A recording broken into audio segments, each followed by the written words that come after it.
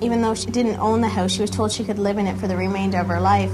And we figure she's pining the loss of a loved one, because the business was left to the female employees of the business, so we're under the assumption that Anthony J. Walker had a lot of mistresses, so we assume that she was upset about that, and she was told she could live in the house for the rest of her life, so she plans on living in the house forever.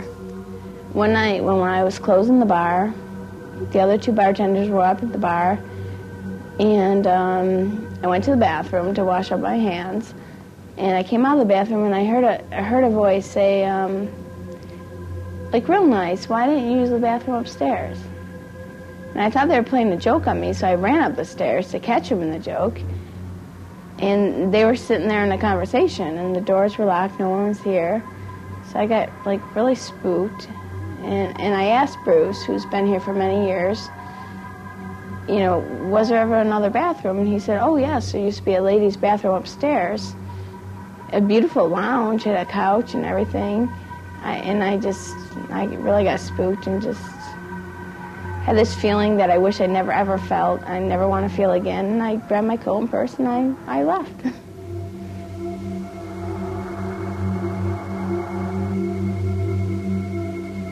This one particular evening, I was sitting in the morning, and music was quite loud. Turned it down a little more than it usually is. And again, the TV's on and everything, and I'm starting to doze off, a little tired. It might have been about 3 o'clock or something. And then I hear, turn it down, turn the noise down. I look up like this, starting to doze off, and I go, oh. I thought it was the TV. I said, there's something like that. And a particular song come on I liked, and I turned it up, as a matter of fact. And I went back to the turn it down. I said, turn it down. And I went, who's there? Who's down there? I go like this. No, I said like this. Again, I says, I'm not using profanity. And I get up and says, I'm out of here.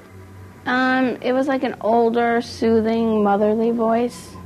It wasn't mean or anything. It was like really calm and soothing. Sort of reminded me of my mother's voice, older.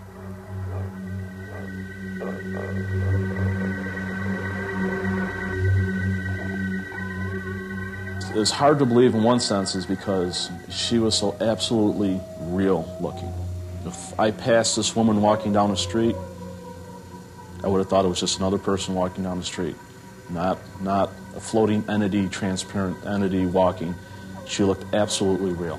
When I saw her, this is one thing I can remember, like I never really got a clear image of anything, except I do remember something over her, could have been that green shell, but something over like this, hanging down.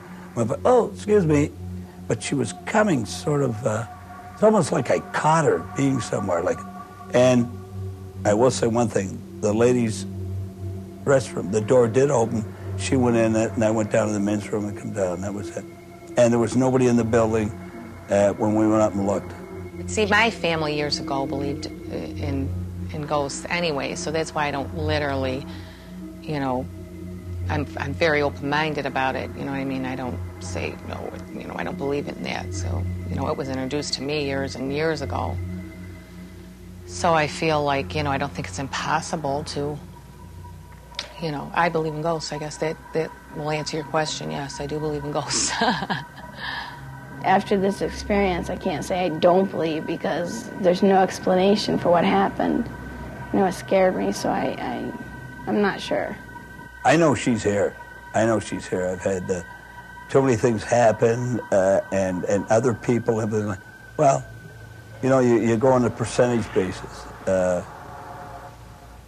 She's here. She's definitely here. There's too many things that you can write off as being consequential. How many times can you say, oh, that's a coincidence? How many times can you say that before it's like, no, it's no longer a coincidence? 5, 6, 10, 20, 30? How can the same thing keep reoccurring time and time again if it really doesn't exist? It can't.